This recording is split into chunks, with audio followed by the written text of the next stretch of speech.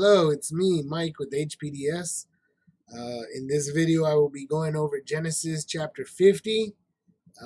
I'll be doing Genesis chapter 50. Before I get started, I'll go ahead and I'll start with the Lord's Prayer. So, our Father who is in heaven, hallowed be thy name. May your kingdom come. May your will be done on earth as it is in heaven. Please give us this day our daily bread, and forgive us of our debt as we forgive those in debt to us.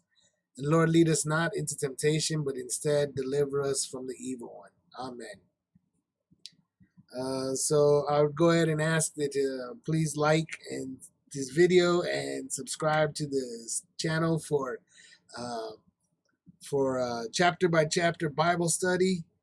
And so in this chapter, I will be doing Genesis 50. So let me read a quick outline that I've got here. I've got that in Genesis 50, we're going to see that in verses 1 through 6, Israel is embalmed and Egypt mourns. So we're going to see that Israel is going to, he died in chapter 49, and we're seeing that he's been embalmed, and Egypt is going to mourn for him. And then verses 7 through 13, we're going to see that Joseph takes Israel's bones back to the land of Canaan, and there they mourn again. And in verses 14 through 21, we're going to see that the brothers seek forgiveness from Joseph. So Joseph's brothers are going to seek forgiveness, and we're going to see a few verses on that.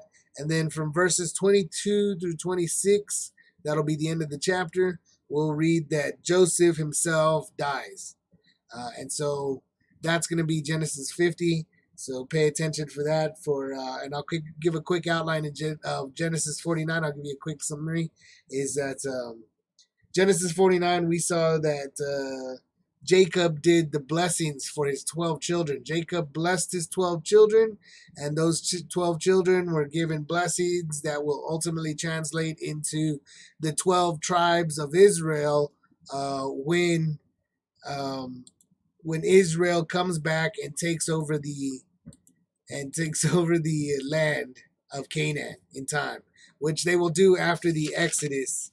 And the Exodus, I will get started on that one, so pay attention and watch for that in the future. I will get through Exodus as well. But yeah, Genesis 49, Jacob blessed his 12 children, and then we saw that Jacob died. And Jacob is Israel. Keep that in mind. And this one, he's being embalmed, and they're mourning for him. So I will go ahead and get started in reading Genesis 50. And let me get set up here. Okay. And Genesis 50 reads, "And Joseph fell upon his father's face and wept upon him and kissed him. And Joseph commanded his servants, the physicians, to embalm his father. And the physicians embalmed Israel. And 40 days were fulfilled for him, for so are fulfilled the days of those which are embalmed. And the Egyptians mourned for him 70 days. And when the days of his mourning were past, Joseph spake unto the house of Pharaoh, saying, If now I have found grace in your eyes, speak, I pray you, in the ears of Pharaoh, saying, My father made me swear, saying, Lo, I die in my grave which I have digged for me in the land of Canaan. There shalt thou bury me. Now therefore let me go up, I pray thee, and bury my father, and I will come again. And Pharaoh said, Go up, and bury thy father, according as he made thee swear. And Joseph went up to bury his father, and with him went up all the servants of Pharaoh, the elders of his house, and all the elders of the land of Egypt, and all the house of Joseph, and his brethren, and his father's house. Only their little ones, and their flocks, and their herds they left in the land of Goshen. And there went up with him both chariots and horsemen, and it was a very great company. And they came to the threshing floor of Atad, which is beyond Jordan, and there they mourned with a great and very sore lamentation. And he made a mourning for his father 7 days. And when the inhabitants of the land, the Canaanites, saw the mourning in the floor of Atad, they said, This is a grievous mourning to the Egyptians. Wherefore the name of it was called Abel Mizraim, which is beyond Jordan. And his sons did unto him according as he commanded them. For his sons carried him into the land of Canaan, and buried him in the cave of the field of Machpelah, which Abraham bought with the field for a possession of a burying place of Ephron the Hittite before Mamre. And Joseph returned into Egypt, he and his brethren, and all that went up with him to bury his father, after he had buried his father. And when Joseph's brethren saw that their father was dead, they said, Joseph will peradventure hate us, and will certainly requite us all the evil which we did unto him. And they sent a messenger unto Joseph, saying, Thy father did command before he died, saying, So shall ye say unto Joseph, Forgive, I pray thee now, the trespass of thy brethren and their sin, for they did unto thee evil. And now we pray thee, forgive the trespass of the servants of the God of thy father. And Joseph wept when they spake unto him.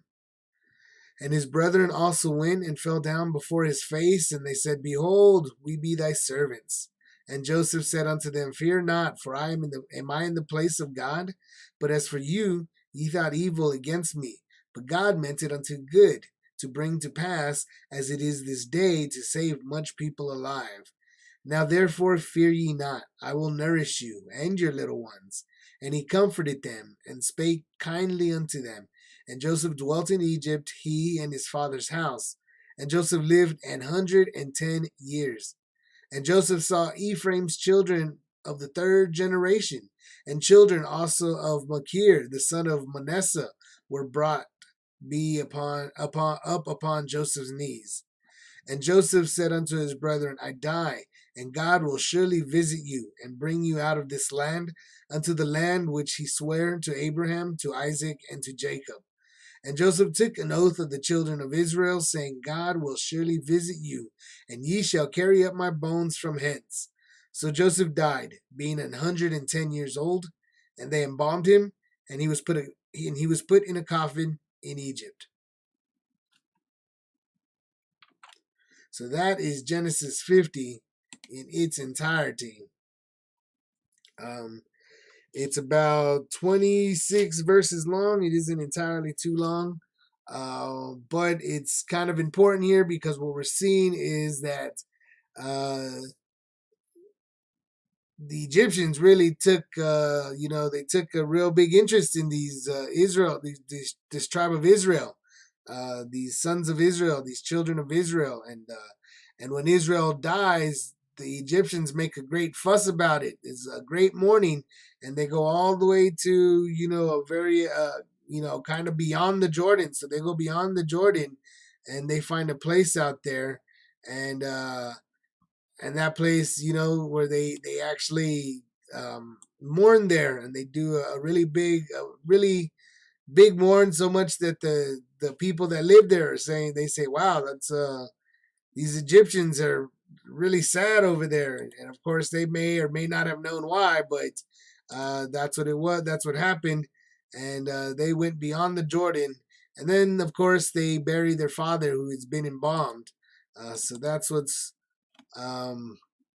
we're going to see in this one. And then we're going to see, of course, Joseph dying. So Joseph died, and he was only 110 years old. So Israel was 147 years old, we read in the last chapter, in chapter 49, and Joseph is only 110 years old. And remember, this all goes back to Genesis 6, verse 3, which is the verse in which God says that he will no longer contend with, he'll no longer strive or contend with men, or whatever it is, and that men will be limited to 120 years. And so here we see Israel died at 147 years old, but Joseph over here dies at 110. And of course, Joseph was the favorite, so his death is, that's why. And not only that, he was the most successful of the brothers here. He was by far the most successful of the brothers. He was Pharaoh in all regards. And so we see that Joseph himself is, even though he was the favorite and he was blessed, and Joseph himself said that or not Joseph, but Jacob, Israel said in that last chapter that they were basically, I believe it was in that last chapter, that they were blessed more than all their fathers in before him and so forth. He said something along those lines out here. We have been blessed more than all my forefathers before us ever were.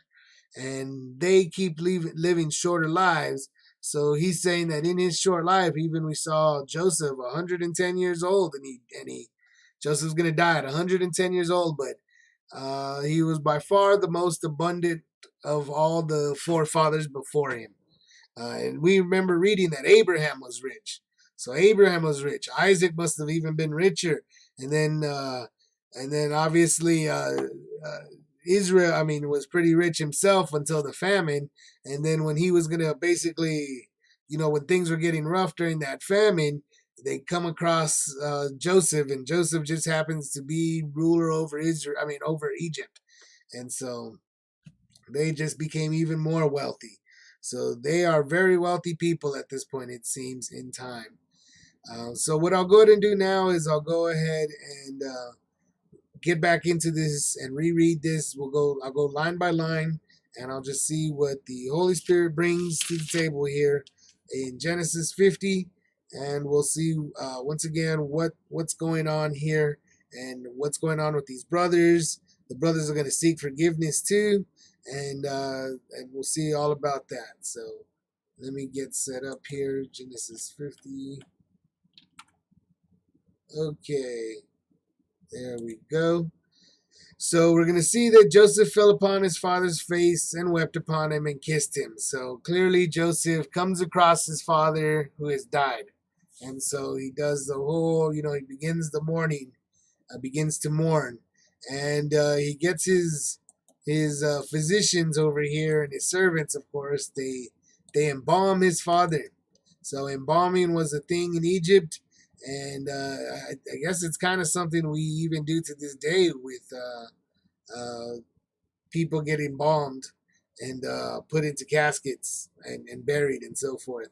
So so they were embalming back then, and they embalmed him. And let's see. And then after 40 days, and 40 days were fulfilled for him, for so are fulfilled the days of those which are embalmed. So apparently for 40 days it took to embalm him. I'm not entirely sure of the process of what they may have been going through to do this embalming. I'm sure you could probably find it out there in the internet somewhere. But I do not know the process, but they're saying that it took 40 days here. God is saying it took 40 days, and the Egyptians mourned for him 70 days. And 70 days is 70 days. So for 40 days they took to embalm him, and then 70 days they mourned him. So whether that was 70 days during the embalming process or after the embalming process, I don't really know. But let's see. So when the days of his mourning were past, Joseph spake unto the house of Pharaoh, saying, If now I found grace in your eyes, speak, I pray you, in the ears of Pharaoh, saying.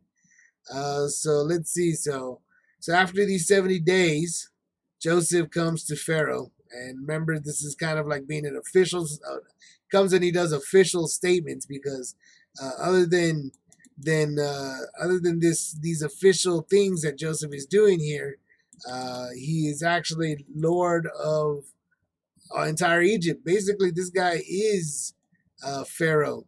The only person that is above him is the actual Pharaoh. And Pharaoh over here doesn't do much.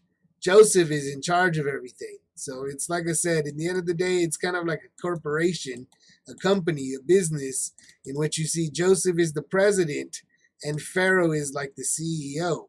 And so Pharaoh had been running things, and then God gave Joseph to him, and Joseph placed him, Pharaoh placed Joseph under him, and like I said, made him like president. But at the same time, it also seems that we're going to read, and read that in Exodus, but he becomes kind of like a god. This Pharaoh starts thinking of himself as a god instead of just a man with a servant, because Joseph is a servant and Pharaoh is a master, but Pharaoh is not a god, and so forth. But that's something we'll read about in Exodus. But here Joseph is, like I said, doing something official, which just like in a business in today's world, he would be asking for some time off. He's like, I gotta ask for some time off, boss. If I found grace in your eyes, he says, I need to, but keep in mind, he's also a servant. There's nothing, this guy, Pharaoh, could technically do whatever he wants to Joseph, because in the sense that it's more than a corporation, it's a government, and Pharaoh has the authority, at least in his mind, that he can execute Joseph.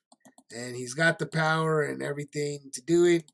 And we have seen in this Genesis book earlier, we have seen Pharaoh actually did execute a few people when Joseph was in prison. If we remember, the butler and the baker, and that's when Joseph interpreted their dreams, and the butler was restored to his position. But the baker, what happened to the baker? The baker was executed. His head was chopped off, apparently. I think is what I read. But that's what's going on here. Is Joseph is kind of like an employee in today's world, but his boss was able to kill him if he felt like it, because it's also a government. So I guess you could say it's something else, But my father made me swear, saying, Lo, I die in my grave, which I have digged for me in the land of Canaan.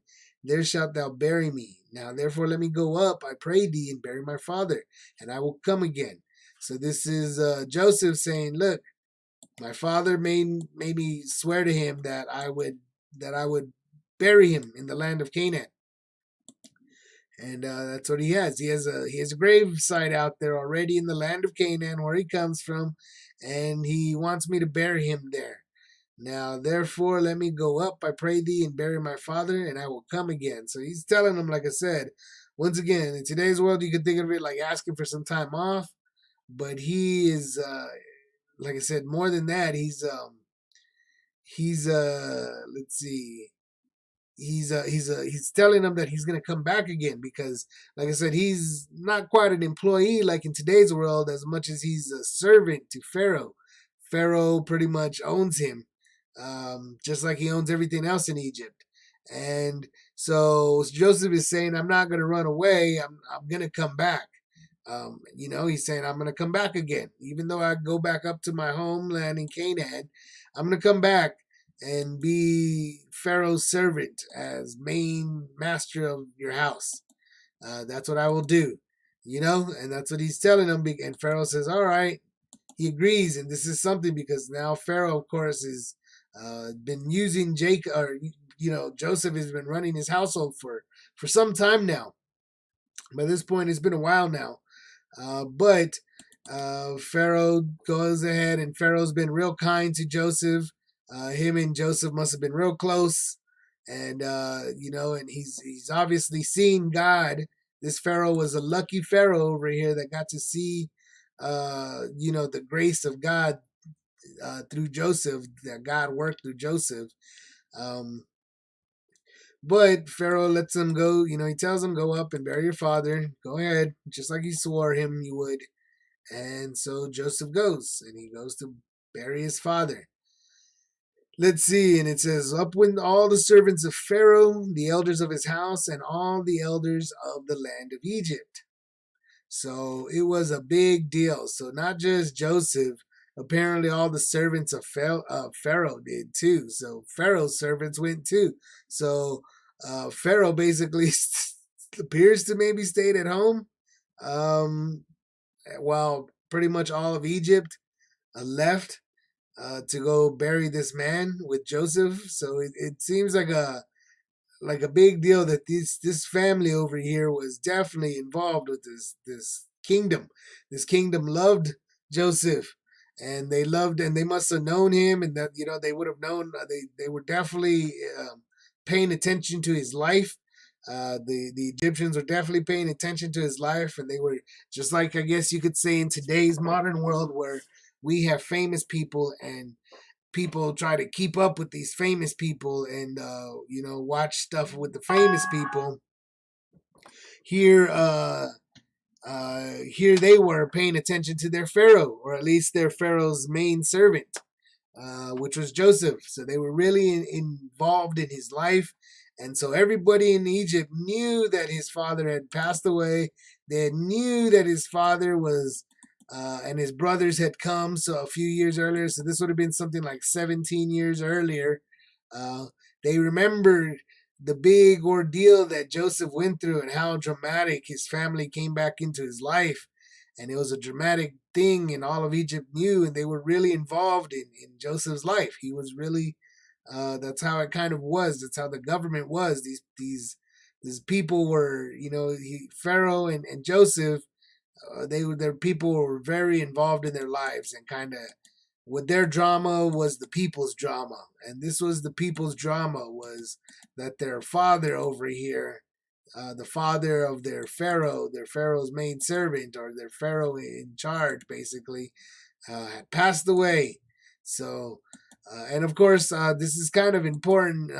I'd say in later on in history, where we see that pharaohs try to take on, um, I don't know, to say that they're gods or something. And I think it comes from, even, I don't even want to remember their names. Osiris, Horus, and his wife or his mother. I don't even remember the story, but basically, there's stories that come out of it that they were uh, living gods. That they were living gods. These pharaohs, they were living gods, and gods could not be killed. And gods, that they were so proud of. Their parents were gods, their fathers were gods, their mothers were gods, or so forth. But here we see Joseph, the humble Hebrew son of it, child of Israel, who was sold into slavery, and as a slave rose to be equal uh, with Pharaoh. And when his father passes away, I mean, they make a big fuss about it, but they're clearly giving credit to God. They're praying to God, but more than that, they're not acknowledging that they die. They're dead. We're dead. That's what they said. We died. We give up the ghost. Nothing wrong with that's what happened. God takes us because our lives have been evil, and they all themselves have recognized. Israel himself said, "Few and evil have my lives been, have the years of my journey been." And they recognize it. They deserve death. They've been evil. Remember, he took land from some other people with his bow and arrow, with his sword and with his bow or something. So it's not like these guys didn't go to war. Israel went to war, and Israel killed. Israel's sons murdered. Remember, so these people lived a rough life. They lived an evil life. They knew it. They died. Unlike what we'll see, what comes out of Egypt and Pharaoh's mythologies, where these guys were ever living gods and so forth. They kept coming back from the dead, or I don't know, his body gets cut up and so forth. There's a pharaoh whose body gets cut up, and then they put him back together, and he comes back to life or whatever. It's some crazy nonsense, but that all belongs to, like I said, if you remember, I've mentioned that talking about the serpent and the transhumanism that comes from this serpent in Genesis 3, and how he ends up to be a giant beast at the end of Revelation, the book of Revelation.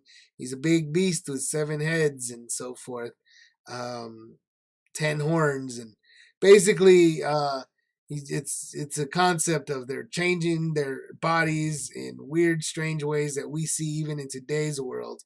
And this guy, there's a story of one of these pharaohs that, he was cut into many pieces, and then they put him back together, and he comes back to life or whatever. Like I said, it's just crazy stuff that comes from that same concept of the transhumanism, and these people that, you know, um,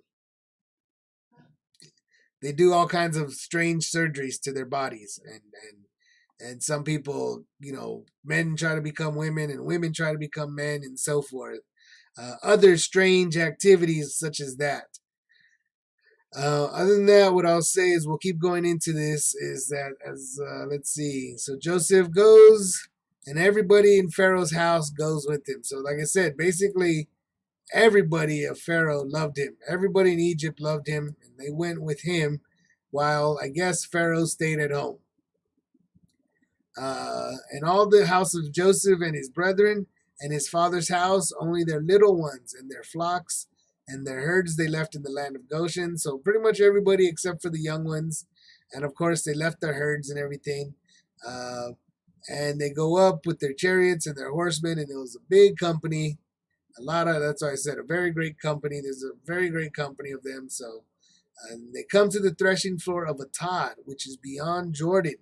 So I don't really know where this is. I normally like to get maps, but in my maps I could not find this area.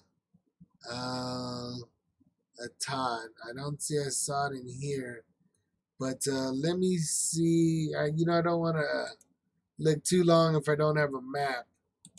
But let's see. Let's see if I can find. Nope, I don't see it. Amorites. But here's the Jordan River, and they're saying it's beyond. So he's got to be somewhere over here, I would imagine. Maybe over here. I don't really know. Maybe over here. But let me see. How about, is this map I've been using this map. So yeah, I don't know where it is, but it says it's beyond the Jordan River. So it has to be somewhere probably over here, I would imagine. In Gilead, maybe, I don't know. But they take him out there, and they mourned with a great and very sore lamentation. And he made a mourning for his father 7 days. So this is what's kind of the big deal, is that they go up there and they do a great mourning for 7 days, and there's a huge company of people. And it's very kind of out there in the open, it must be. And people saw this, and people saw that these guys, they're seeing these Egyptians come through, and they're probably kind of maybe even a little concerned about what the Egyptians are. Why are these Egyptians here?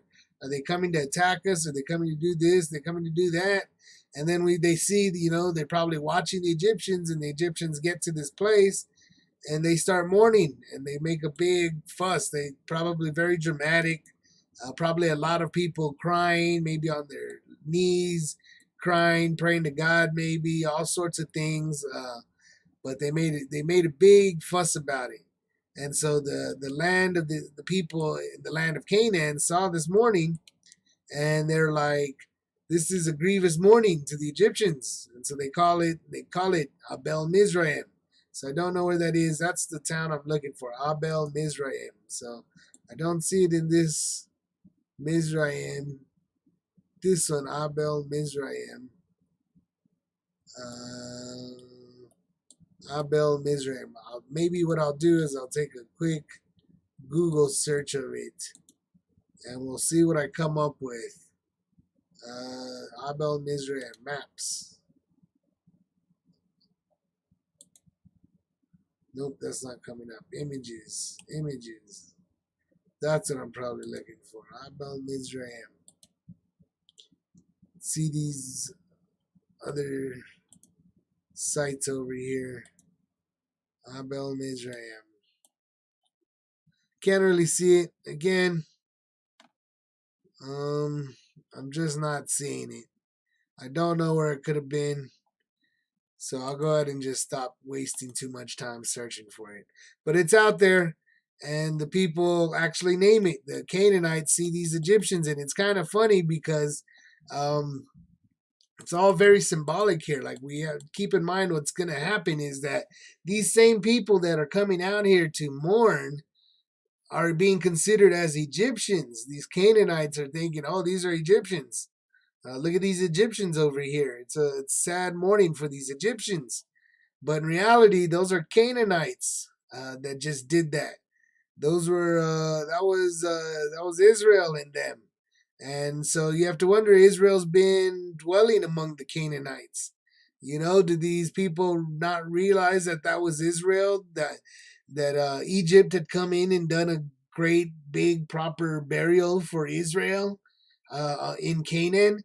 So Israel, Egypt is acknowledging Israel right here as basically ultimately the king, the only person out of Canaan worth this.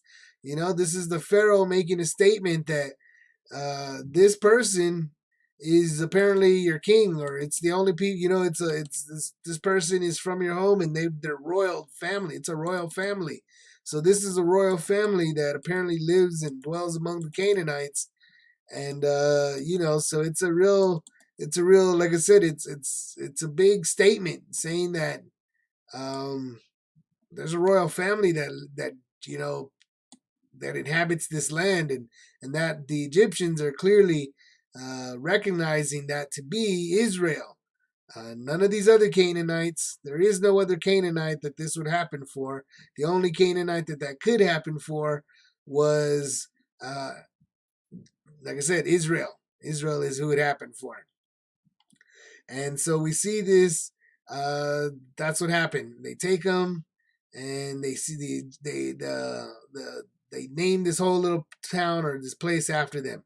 And then after this, we see that his sons did unto him according as he commanded them.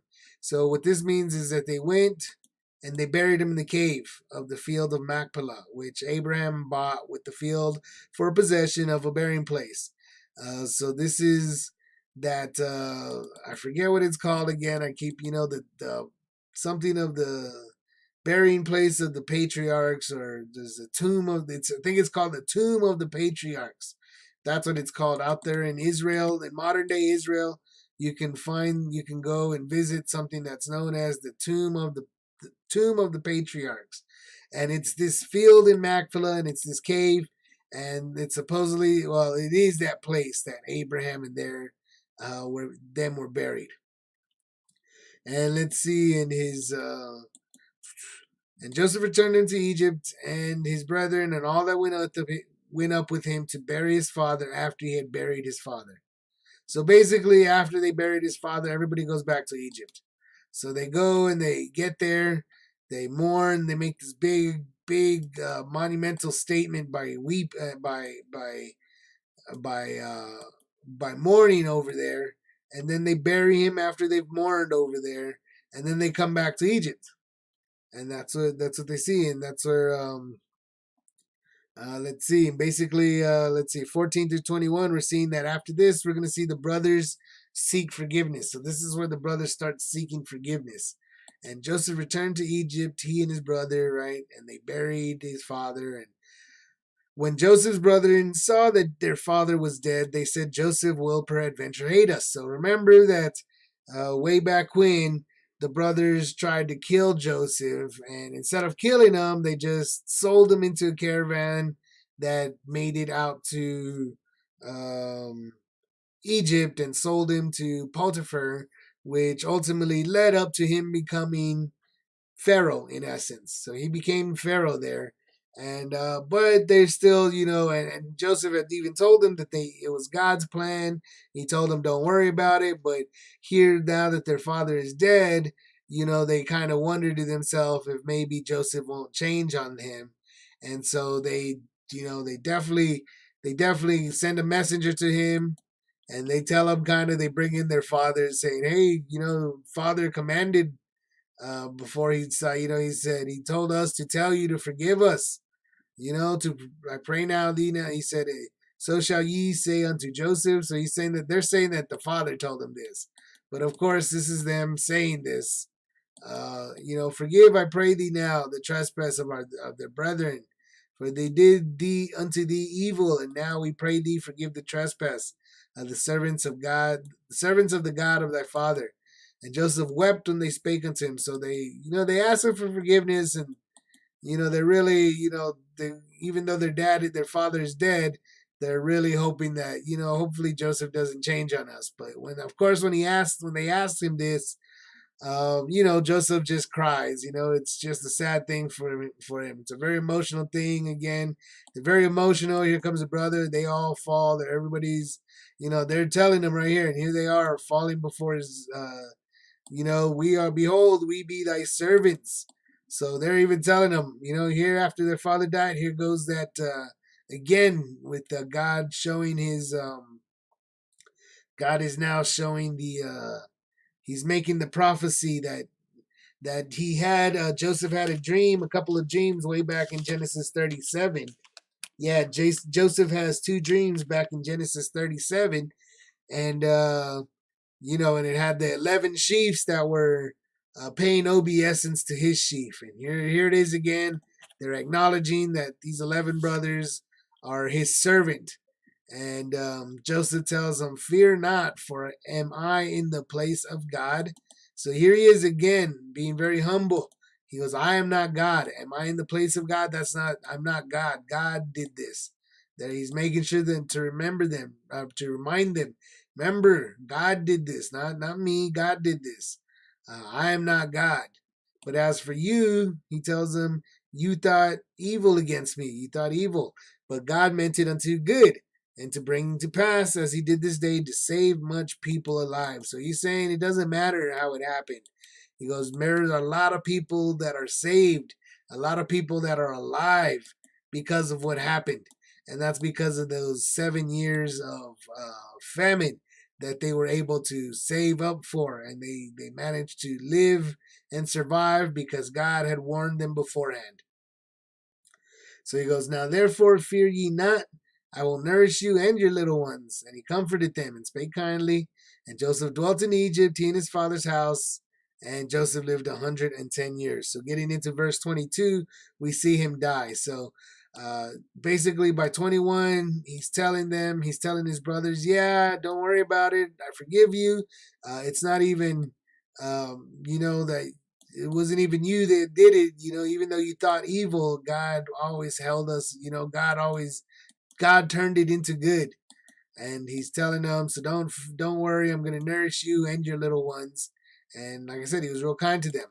And then moving into verse 22, we see that, like I said, he dies at 110 years old. So Joseph dies at 110 years old. But nonetheless, he still is an old man. We know that today's world, 110 years is still an old age. That is now an old age for us. And just like Genesis 6 mentions, 120 years is the oldest we become. And Joseph saw Ephraim's children of the third generation. So that's what it means when it's talking about the children also of Machir and the son of Manasseh were brought up upon Joseph's knees. So he's saying he gets to see he saw his grandchildren and his great grandchildren and so forth. So he got to be a good old man, good old age. And he saw his children's children, basically, and so forth. And and that's a real big deal because, like I said, what's going on is that these people that lived old ages, they apparently, like I said, even though they lived old ages, it doesn't mean that God didn't give more and fulfill these lives of these people that lived only 110 years old to be 110 years old, for example. So he still lives to be a good old age, and there's a lot that he gets that God fulfills in his lifetime, even though he doesn't live to be 900 years old, for example. And that's what God is making the point of, that by this point, we've realized that uh, Noah lived to be 950 years old, and we read that Shem lived 500 years after the flood. And, if you do the numbers, Abraham died before Shem died, and Shem was Abraham's like great, great, great, great grandfather or something along those lines. So it comes down to this old man, Shem, probably, and it looks based off of the numbers, Shem outlived at least Abraham. And so now we're still seeing, we're not seeing that anymore, where that was happening after Noah and after the flood. God said that people were going to live only to 120 years old. And so basically he drastically reduces the ages of the people from 950 down to, we read 400 and then 200, and then 180, 175, and so forth. And now we're reading 110 years old. So here Jacob is dying at 110 years old, and he's going to have, this is going to start becoming the norm of these people's deaths and younger and so forth. So let's see. And he tells him those. So getting into verse 24, Joseph tells him that, I'm going to die. But he tells him another prophet prophetic thing. He says, God will surely visit you and bring you out of this land unto the land which he sware to Abraham, to Isaac, and to Jacob.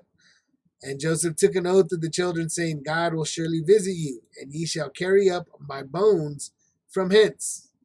And so he's telling them, look, all you brethren, everybody that's still alive in this family, when Joseph's dying, he is the Pharaoh. So he knows, and he's been told by God that God will come to you and visit you, and he will bring you out of this land, and he's going to take you back to Canaan, is what he's telling them. So even though we're here in Egypt, and I stand as Pharaoh, and this family is very loved and beloved and favored right now, God will come back and he will visit you and he will take you to the land of Canaan. And so Joseph took an oath of the children of Israel, saying, and he's telling them, for as an oath, he's telling them, like, God will surely visit you, and ye shall carry up my bones from hence. So he's making them swear to him as well, take an oath. He's basically telling them, when God comes to visit you, and God takes you back to takes you back to the land of Canaan, then you're gonna go ahead and take my bones and carry me up there. And so Joseph died, being 110 years old, and they embalmed him, and he was put in a coffin in Egypt. So that's what he says. They put him in that coffin in Egypt, and he's saying that when you guys go up to Israel, when y'all go back to when you go back to Canaan, you're gonna take my bones, and you're gonna take my bones with you guys. So that's something he's making as a prophecy, and so we'll have to see where that comes into place out in Exodus, and so forth, which will be the next book, or the next chapter will be Exodus 1. So this is the end of Genesis. So Genesis, from the very beginning, if you remember, I'm going to go ahead and put this back. Genesis was all about the creation, the beginning. It was we go to the creation. We saw Noah. Then we saw that all the people after the creation, after they fell, we saw the fall of Adam and Eve. Then we saw the death of Cain. Cain murders Abel, so we saw the death of Abel. And then we saw that the people started becoming just really, really bad. And so eventually God destroys them all, but he saves a handful of them through Noah in an ark. And he floods the rest of the world, and the rest of the world dies. And then after Noah, we saw that Noah, basically all the people come from Noah after Noah saves them. And down the line, we've got a very special a man named Abraham that is finally chosen by God, and God makes a covenant with Abraham, and he tells him that I've chosen you, and you're going to be the king, and you're going to have nations of people are going to come from you, and kings are going to come from you, and your seed will inherit this land, the land of Canaan. And Abraham walked around it, and he saw it, and God promised it to his people as an everlasting possession. And God is proving this to be the case, and he's keeping, his word is kept, and so forth. And so we follow the line of Abraham. Abraham has a child, and that child is Isaac. And then Isaac has, a couple of children. He has Esau and Jacob. And Jacob, we saw Jacob goes off to Laban. He goes off to Haran, and he gets married. He comes back. He has all these children, and then one of these children is his favorite children, Joseph. And Joseph, gets sold into Egypt, and he becomes Pharaoh. And then and then the family basically goes to visit him in Egypt, and everybody dies there in Egypt. And if we remember Abraham, I believe it was Abraham, was given a dream. And during that dream, a horror came upon him, and that horror told him, be sure that your seed will be persecuted in a land for 400 years. And then I will come, and I will, but fear not, because then I will take them out of that land, and I will judge that nation.